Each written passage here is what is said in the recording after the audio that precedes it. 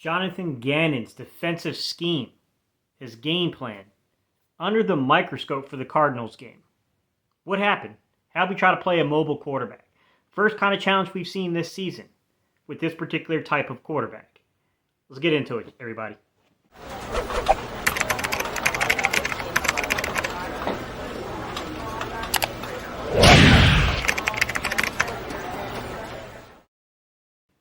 What's up, Cerebral football fans? My name is Steven Hyder. This is Gate City Sports Channel. If you're new to the channel, it's maybe the first, second, third time you caught my content, and you enjoyed today's discussion.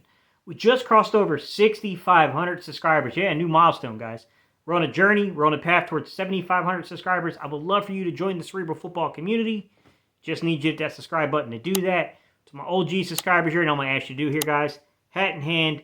Come on, guys. Hit that thumbs up button. Smash the like button. Help me spike the algorithm and get this in front of new people that we could potentially convert into our little community here on the YouTube. All right, y'all. Today's topic, I had a chance to really go through the All-22 this twice. I spent 2 times going through it. And I'll give you my notes. You guys can see my notebook. I got some notes on it. I know a lot of you guys have asked me on Twitter about how I track these games the first time through, because it's kind of hard to take notes and move through it quickly. I'm just going to show you. The first time I go through it, the only thing I'm tracking personally is what drive it is, what down it is, what distance it is, the front, the type of coverage, and I leave a section for my notes. You can add things like the timestamp, all that. If you want to get more expanded upon, guys, you can add things such as like whether or not there was pre or post snap disguise, all that kind of stuff, right? Did the offense motion move? Did it try to give you eye candy? What was the defensive adjustment to that?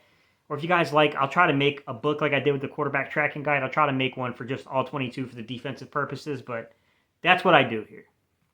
All right, getting into today's topic. Jonathan Gannon, what are my notes? Like, what did I see from this game? What did I take away from it? To begin with, I started tracking the defensive front, and I wanted to know how they played Kyler Murray.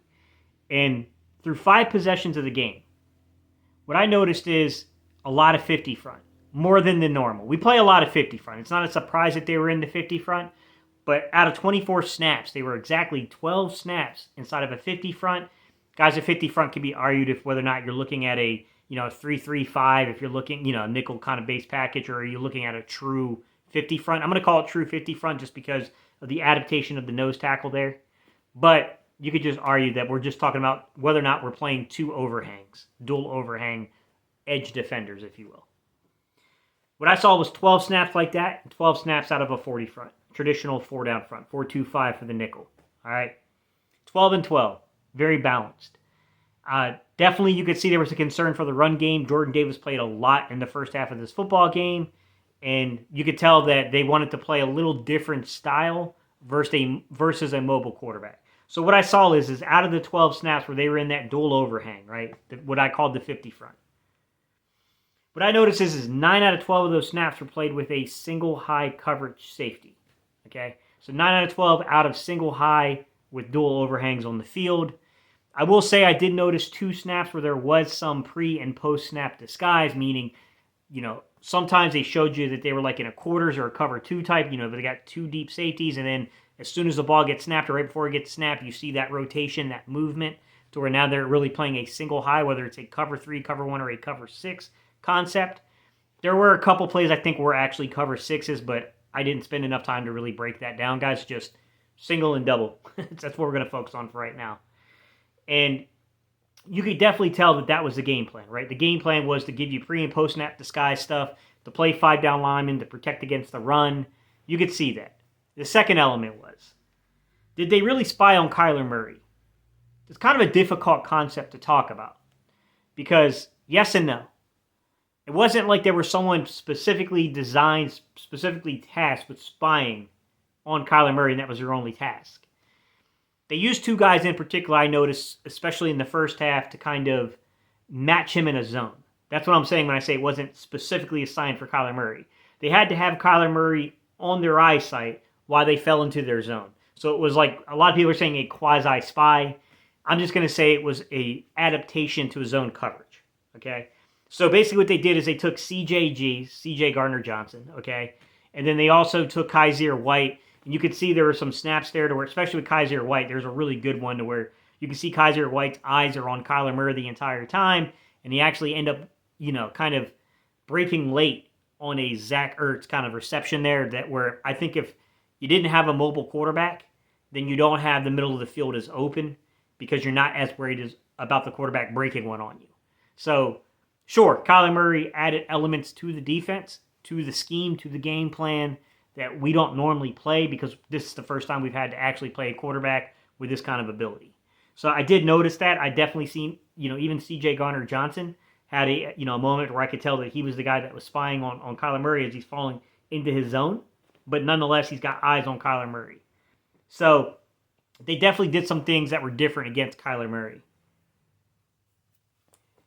Some general notes about the game patterns and what I saw. I think that despite how I feel about Jonathan Gannon, and I do not like passive zone defenses, I know that the game is a lot different now, and a lot of us older heads that are talking football right now, we're used to playing 21 personnel, 2-back set stuff from the 90s and early 2000s. I get it. I get the game is different. We didn't play a lot of spread concepts when I played, but I've coached, and I've coached against spread concepts. I don't love the passive zone stuff, but there's one thing I'm noticing about Jonathan Gannon's defense, and I'm like, this is pretty cool. I like the way he uses Kyzir White. He is very creative with the way he uses Kyzir White. I have watched in previous weeks where he has Kyzir White lined up as an outside overhang edge rusher, which is a really cool wrinkle, really cool concept. Something I kept saying, I wonder if they're going to do that with guys like Kyzir White and with guys like Nakobe Dean. But he's also, in this game in particular, he started using Kyzir White not only to spy, kind of quasi-spy, or, have that man assignment inside of his own system to where he's got to keep his eyes on Kyler Murray, but he also used him in either false pressure or actual pressure situations in the A gap and in the B gap. So I really like what they're doing with Kyzir White. I think it is a very unique wrinkle. I definitely like the way that you cannot just easily think that you know where Kyzir White's on the field and that you just got, you know what I mean? Like, oh, he's always going to be right here. He's always going to be in coverage. This is purely their coverage linebacker. No, they use him for pressure package stuff too. Today was a little different because Kyzir White in the opening 2-3 drives probably didn't really see the field as much as you would expect. It wasn't as often. He wasn't as often on the field as I would have thought before I really watched the All-22. And in previous games, the way they got him on the field early was to play him as an overhang. So there was a little wrinkle, a little difference there because of the 50 front kind of keeping Kyzir White off the field. But nonetheless, they're creative with Kyzir White, guys. They're very, very creative with Kyzir White. I got to say this, man. Josiah Scott had a really, really bad game against Jacksonville. He had a heck of a game this game. Josiah Scott, man, you got to give credit when credit's due. I dogged him last week for the missed tackles and just bad play. He brought it this game. I was really impressed with him. I know I was really harsh in my critique last week about him. But I'm going to be just as praiseworthy this week about him because, man, he fought through a couple plays he just really made good plays on the ball. There was one screenplay, he absolutely blew it up. He fought through with good fight, read it, got there, and blew it up. Josiah Scott had a heck of a game in this game. Really, really good game out of Josiah Scott. I was really pleased with what I saw there.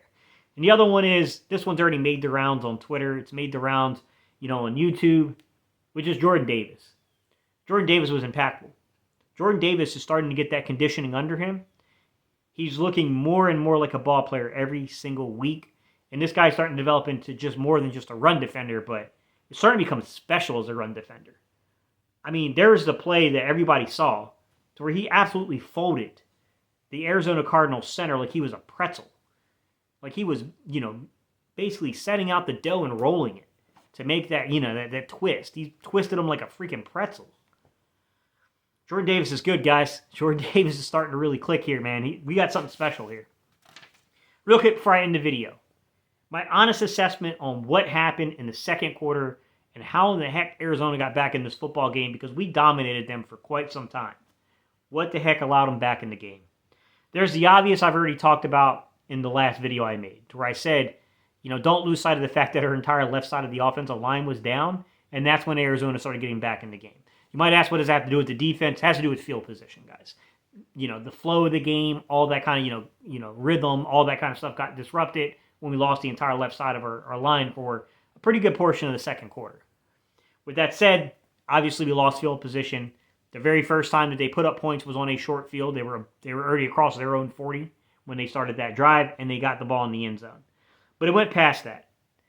You also saw that they were trying to play contain on Kyler Murray, and it wasn't putting people in the right spots in terms of falling back into those zones, right? They started to kind of attack the middle field area on us. And I think that had a lot to do with us really kind of paying attention. Like I said, it's not really truly spying. It's really an assignment inside the zone concept, but nonetheless, because we were doing that, you could see that these windows were opening, and Kyler had just enough time to take advantage of it. And because Kyler has the ability to kind of wiggle and move a little bit, he's able to take advantage of those type of things, to be quite honest. I'll also take note, on that possession, on that drive, they got their first points. The majority of the drive between basically their 40 into like right around the red zone area. It wasn't quite the red zone, but they were right around the red zone area. It was our second, defensive unit. It was our second D-line in there. We were giving, Fletcher Cox a break. We were giving Javon Hargrave a break. Both our edge defenders were pretty much out for that entire series. So Hassan Reddick wasn't in there. Josh Sweat wasn't in there. It was BG. It was Teron Jackson. They had Marlon Tuipulotu in there. They had Milton Williams in there. And then, of course, Jordan Davis kind of started subbing back in when we started going back towards the 50 front later on in the possession. They got one cheap play on us in that possession to where they caught us making the switch to get guys back in there, Jordan Davis, everyone back in the game. And they got a cheap play on us from that. They really did. They got one on us because we were switching, and they went hurry up on us. Outside of that, guys, there was just bad execution, which leads to them, just use your timeouts, guys. Who the heck's using 3 timeouts normally in the first half of a football game? When you see they're going hurry up, and you know you don't have your personnel set, use a freaking timeout. Use the timeout there. I don't get the execution there's got to be better. Like, come on, man, just use one of your timeouts. You're not using 3 timeouts in the first half. Use it there in that situation. The other thing I'll say is that really poor tackling. The play that broke us there shouldn't have happened. Shouldn't have happened. Hollywood Brown should not have been able to break that play. Credit to Hollywood Brown for doing it. You can see how Kyler Murray affected the zone there. But nonetheless, man, you got to come up and make the play. You got to make the tackle. You can't let him slip through and get into the end zone on that. Combination of poor tackling, bad execution, bad judgment, bad decisions, not calling a timeout when you're not set correctly. Second team defensive line primarily being in the game at that point. And then also, trying to contain Kyler in the field position. That's what led him back in the game. That's what it was. All right, guys, let me know your thoughts. Leave your thoughts down below. We're closing out this Arizona game. I may give you some thoughts as we get into pregame show stuff over the weekend, but we're going to close it out, and we're moving on to Hate Week. It's Dallas week, so expect Dallas videos coming up. Let's get it, guys. All right, y'all. Peace. I'm out of here.